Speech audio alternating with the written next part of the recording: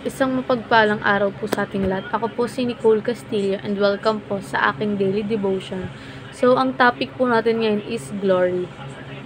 So, kapag sinabi pong glory, it can refers to the brightness that surrounds God's presence or to His supreme honor.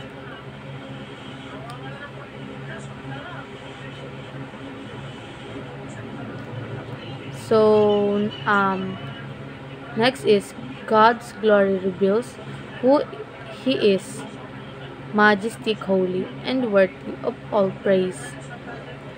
As believer, we are called to reflect His glory in our lives. One day, we will behold His glory fully and be transformed by it.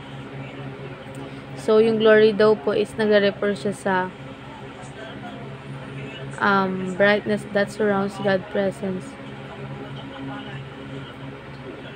And yung glory is nire-reveal kung sino nga ba yung ating Panginoong Diyos. So, ayun nga po sa Matthew chapter 5 verse 16. In the same way, let your light shine before others, that they may see your good deeds and glorify your Father in heaven.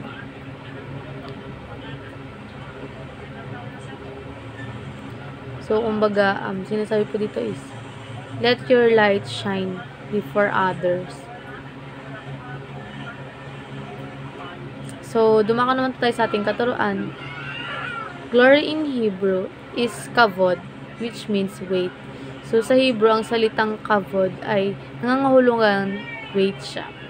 So, hindi ito physical na bigat, kundi yung weightless, weightiness, or kahalagahan. So, ibig sabihin, ang glory ng Diyos ay mabigat sa halaga, kagalang-galang at puno ng dignidad. So, next po is glorify in Greek is doxa, which means honor. So, sa Greek naman, ang doxa ay nangangahulugang honor o paghanga. So, yun po yung sinasabi dito. So, kapag, ayun nga pa, nangangahulugang honor o paghanga. So, kapag sinabing glory to God, ibig sabihin, binibigyan natin siya ng mataas na respeto, puri at pagsamba. So, next is, glorifying God is the ultimate purpose of life. So, ang tunay na layunin ng buhay ay ang i-glorify o parangalan ang Diyos.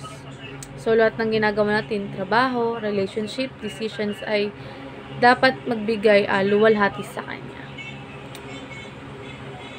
So, para naman po sa ating applications, revisit the cross of Christ. So, balikan mo ang kahalagahan ng cross.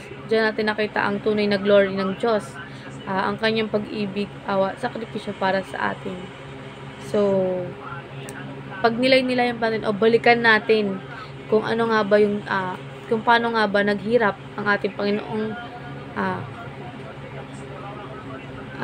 Hesukristo sa krus ng Kalbaryo. So, next is recalibrate your life's purpose. So,